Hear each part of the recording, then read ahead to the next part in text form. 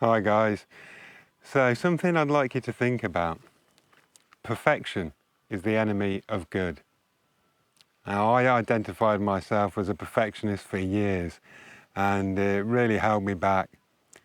When you think it could take, say, 10 minutes to get something good, maybe days to get it perfect, maybe never, you end up wasting a lot of time trying to reach an unobtainable or pointless goal. And with gardening, I really like you to take that approach. Aim for good, don't aim for perfect. If you look at gardening magazines and YouTube channels, people with their perfect gardens, they've got walk-in netted areas for their raspberries and their strawberries. Seeing that level of perfection and trying to strive for it when you might not have the funds or the knowledge, experience, then it's going to be unobtainable. And that isn't what gardening's about. Gardening is about good. It's about improving your mental health, your physical health, and it's about growing good vegetables. Now,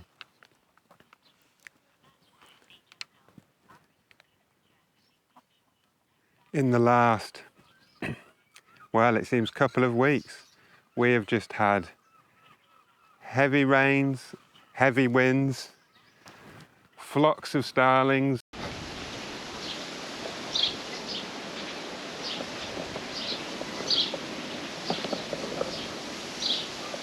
and flocks of sparrows. And what that meant was the potatoes collapsed onto the rhubarbs and lettuces. The courgettes have all got blossom end rot.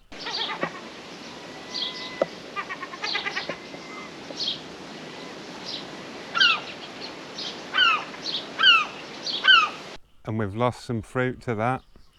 Same with the squashes. We've had blossom end rot.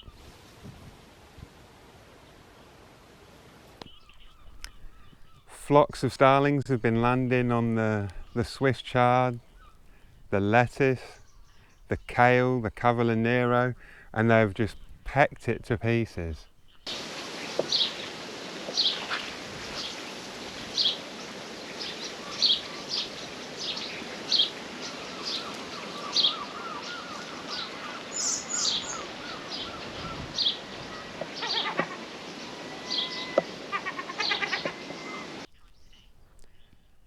The 1 metre square bed Sarah planted up, within a day the sparrows had literally decimated it.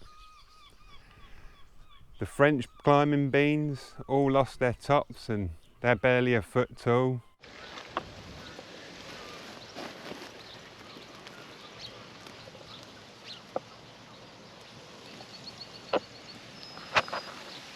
The cutest bets is in the background. Two little French beans.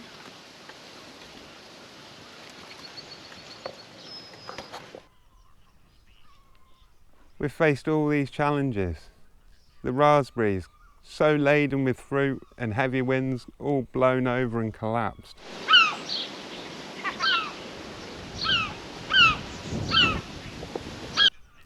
So definitely not perfect by any means. And yet, at the same time, every night we've been harvesting as much as we can eat of lettuce, of spring onions, of kale. We've had cucumbers and courgettes. We've had very, very good results in some areas and not so great in others. And that's okay. Perfection would have taken a lot more work and a lot more money. And with gardening, it's a lifelong experience of learning and developing. And next year our approach might be slightly different. As you can see, Sarah's put the netting back on the greens, keep the sparrows off.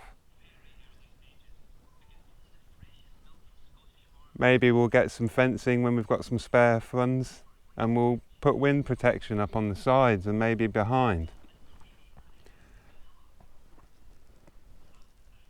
But the key is to just enjoy what you're doing. and reap the rewards and have gratitude for what it is that you do get.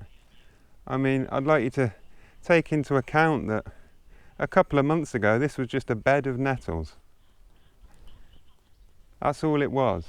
This veggie patch existed only in my mind as a potential. And if I thought about the fact that I live in the Northern Highlands and it rains a lot, it's very windy, it could have just prevented me from just getting out here and doing it. So it's very important not to get analysis paralysis, overthink things, and try and obtain unattainable goals. At the end of the day, me and Sarah both feel so much better physically and mentally just from taking that step of getting out here. And now every night we're eating an incredible amount of fresh organic produce that you just can't buy in the shops. So I'd really like you to see what we've achieved in such a short space of time. And if you've been on the fence about whether you should start a veggie patch or not, let this get you off the fence and into the garden and do it, because it is a life-changing experience. It really is. It's that powerful. The garden isn't just about a source of food, it's a source of mental well-being.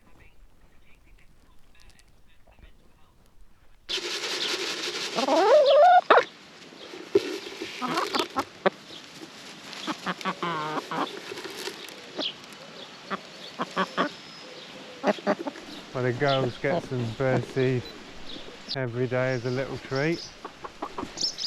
As you can see, they absolutely love it.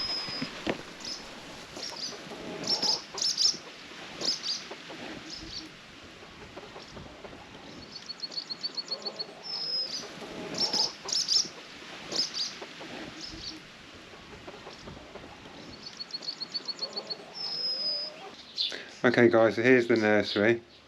We've got Jericho, cos lettuce, little gems, Paris Island, cobra French beans, butterhead lettuce, little gems, oak leaf lettuce, beetroot, a Siberian kale, leeks, spring onions, cavallonero, and more cobra French beans. So Sarah's just planted out the spring onions, and behind that the leeks.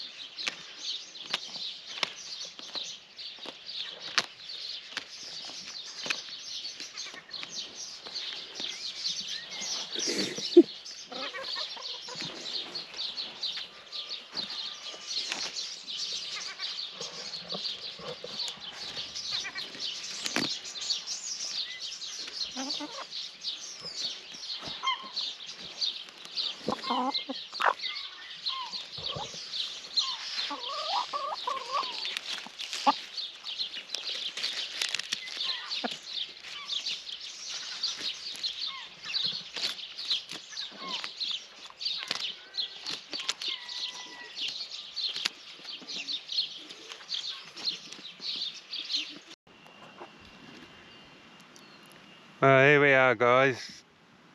It's been a long wet week. There's been ups and downs, as there is when you garden. You know, you just have to take it as it comes sometimes. Despite a few setbacks, we've got a lovely harvest for tonight's dinner. Got a cucumber on the left, got some spring onions, some red lettuce leaves, some Jericho cos lettuce, the perpetual spinach and courgettes. So happy days.